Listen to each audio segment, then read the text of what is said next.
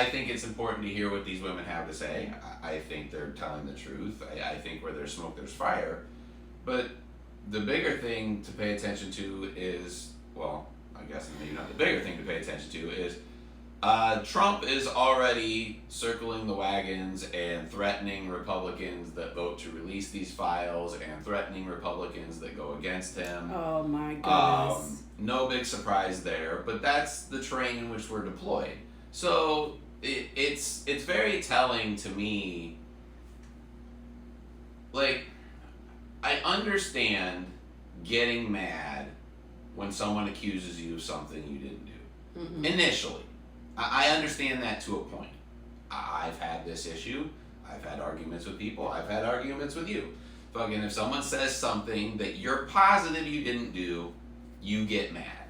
Initially.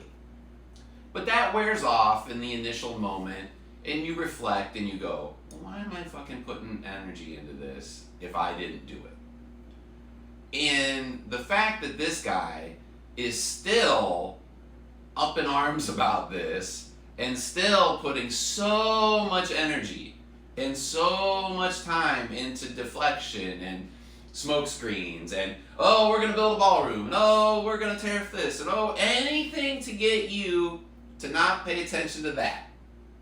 That's all this is. The National Guard in Washington, D.C., that's the Epstein files.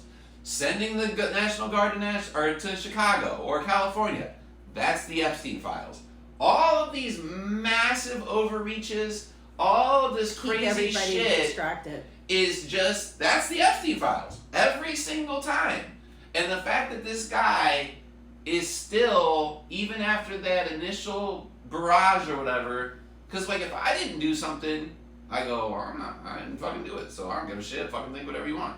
Like, especially if you don't believe that you're on the list. So that's what I'm saying. Why not just release them? Right. So it's very telling of, and obviously, like I said, not to overshadow these women. I think their stories are important. I think they should be heard. I think people should listen to them.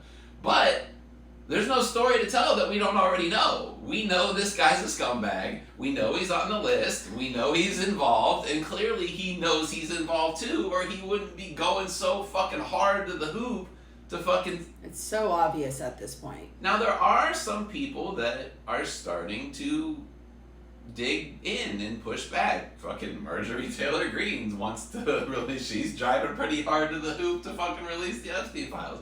So, you know, the enemy of your enemy is your friend. So, it's going to make some strange alliances moving forward to see what happens with all of this. And... it's like I said too, they've been sitting on this so long, what are we going to get? How badly edited, how much shit has been thrown in the fucking wood chipper, like, what are we going to get at this point? Did they say they had 30,000? They released 33,000 pages, but those were stuff, that was wild. Stuff. Dude, if the government is building a case on wild. you, if the government is building a case on you, it can be millions of pages. And for the amount of time that they were looking into this dude, and he actually did get convicted, so they have all of that in there. So, I mean, it's substantial. And what are we going to get, though? It's hard to say. I don't trust these people. I'm curious. When Jeffrey Epstein was convicted the first time, was Trump and him still buddies at that time? I'm just curious. Yes, but I think after that is when things kind of, like after he got out or whatever, I think they kind of went their separate ways by and large. I don't quote me on that. I'm sure there's pictures of them here and there, but I think that's when he did kick him out of Mar-a-Lago and all this, that, and the other. So the man didn't get shot. The guy is clearly on the list. Well, that's what I'm saying. Like, everything's a lie, so why, even if you release everything, what's true and what's not? And he stole the election. Let's just put it out there. I don't know that. I fucking maybe. Like, I'm going to need more proof on that. That one... That's something that every district, every state should have been looking into to make sure there was...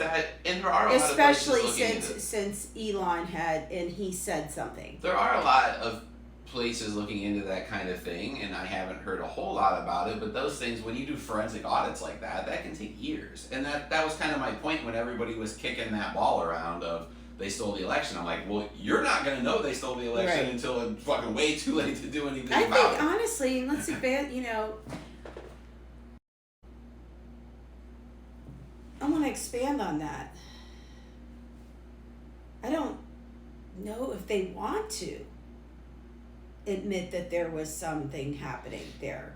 Because if they were to admit it, then that would theoretically make our country even more unstable. True. And I said that before too. I said careful what you wish for, because Trump is kind of already hedging his bets on that with this whole, we got to get rid of mail-in ballots, and we can't have this, and we can't do that. He wants you to think. But he's already admitting that if that's a thing, if he was so concerned about it, doesn't matter. Then it doesn't matter. He should be looking into his own election, don't you think? But if that's what happened, that's what keeps happening, right? But he didn't win it, did he? Doesn't matter. Here's the other thing. If he believes that. Here's the other thing. You got to prove it, and by the time you can prove it, he'll be gone anyway. So it's ultimately a fool's errand. I understand the notion, but it doesn't mean much. By the time you collect all this paper trail, look into all these voting machines, check the data registries and all these things on these various servers and blah, blah, blah, and see if anything was hacked or mismanaged or data was siphoned off or votes were changed or whatever, his term's going to be over. So we need to work on our security, but I think we need to work on it on servers and voting machines and things like that. You don't do it by getting rid of mail-in voting or making these ridiculous voter ID laws or purging voter registrations or doing all these other things that they're trying to do. I'd like to know what happened to the guy who so-called pew-pewed him. He's dead. Is he? Yeah. They shot him on the roof. Did they? Yeah. So, yeah. You don't hear much about the guy, but he's dead. So. Once upon a time that would make just national news. That's what's kind of international news. That's what I'm saying. That's what's, But someone did die. It's ridiculous. Someone did die. The guy standing behind Trump got shot. He's dead. Like, his family's dead. I mean, that guy's dead.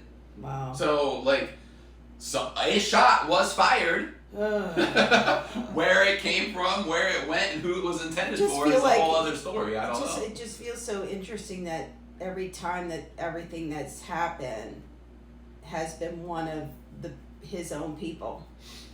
Yeah, pretty much. Even the guy with the Tesla in front of the Trump building. Well, I think people get fed up, and people do. Let's look at it this way. You put all your eggs in this guy's basket. You lose your family, you lose your friends, you lose your job, and then he's not doing the things that you wanted him to do. There you go. Well, comment below. Please follow us on our YouTube at Kitchen Talks and join us for our live. Check the schedule. We will be posting our live schedule. Okay? Take care. Bye.